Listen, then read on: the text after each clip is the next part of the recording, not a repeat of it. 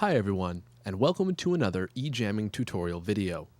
This one takes place in the Preferences menu, which is where most of the configuration decisions are made and then more or less left alone. To access the Preferences menu, open a session and go to the Preferences command from the File dropdown on the PC, or the Preferences command under the eJamming Audio dropdown on the Mac. The first tab you will see when you open the Preferences menu is the Audio tab, where you can set up your audio devices and options. Starting from the top, the first two drop-down menus you see select the audio devices you'd like eJamming to use. Those are these options here.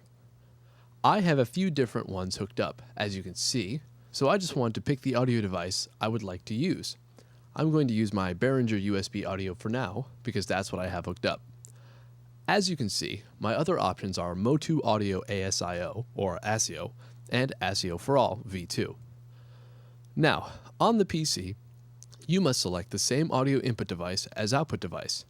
This is a limitation of the ASIO protocol, but at least it keeps things simple. Now, a word on ASIO for All. ASIO for All is a last resort. Please, please, please spend some time looking for a manufacturer-supplied ASIO or ASIO driver for your hardware before you install and try to use ASIO for All. ASIO for All basically tricks third-party sound cards into thinking they have ASIO drivers, and sometimes it works just fine, and sometimes it's a huge pain and doesn't work at all, like most tricks. So please, check everywhere, especially the manufacturer's website, for ASIO drivers written by them before you download ASIO for All. There's also more information on ASIO for All elsewhere in the Help tab. So, all the audio drivers in this list are all the audio drivers eJamming can see, which means that if you don't see the audio device you want to use in this list, you may need to close out of eJamming and make sure the audio devices are installed correctly. Then, relaunch eJamming and see if your new audio device appears. As a general rule, you want to have your device turned on and plugged in before you run eJamming. Otherwise, eJamming can have trouble recognizing it.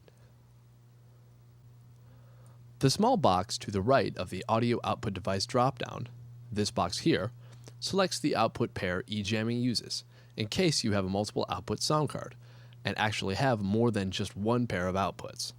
Most of you won't have to worry about this much.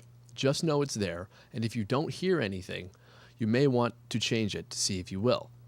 However, if you are using ASIO for All and can't hear anything, you may want to try another output pair, as ASIO for All may have found several different output devices for your computer. Since each computer and sound configuration is a bit different, you may have to try a few options before you hear anything. The next prominent feature in this tab is the Open ASIO Control Panel button.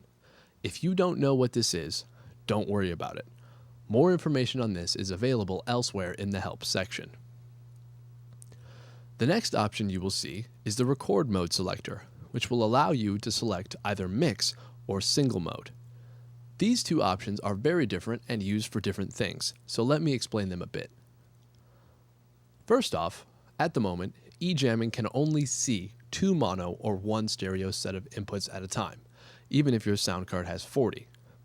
This means that you will have to choose what set of inputs you would like to use, and that's what these next two options are all about, selecting the way eJamming gets its audio. Since you can only use two inputs at a time, you'll have to select how you'd like to use those inputs. Mix mode takes a pair of inputs and automatically mixes them down to a mono audio stream. eJamming then sends that mono audio stream out over the internet to the other players in your session, which means if you record something in this mode, both of the audio streams coming into eJamming will be mixed down and recorded on the same track, so you won't be able to adjust them separately after.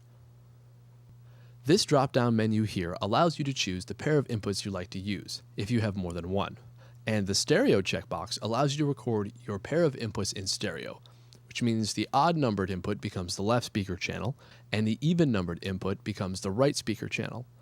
The other people in the session will still hear a mono signal from you live, but when you send song, the stereo audio track will sound to the other players on playback as it sounds to you.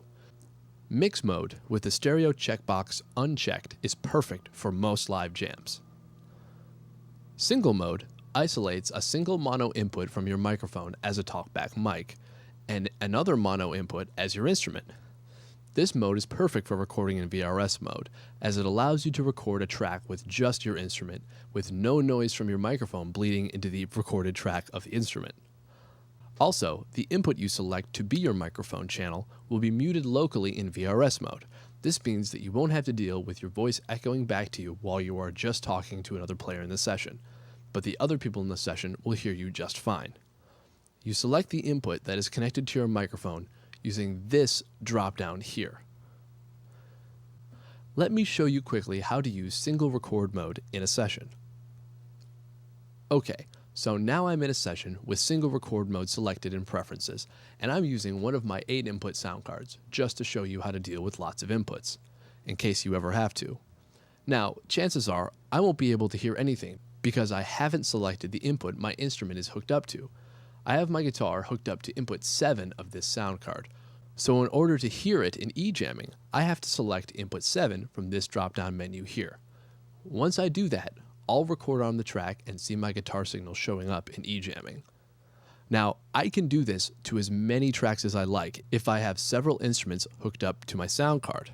I can have a guitar on channel 7, a bass on channel 4, and select them all individually on whatever tracks I create using the method I just described. Now, since I'm in single mode, I have assigned my talkback mic to a separate channel, so it is muted. But if I need to record it, I can just select the talkback mic input from the same drop-down menu I just used and record my talkback mic if I want. That's about it for the audio tab. Thanks for watching, and if you have any questions, please email techsupport@ejamming.com. Thanks a lot.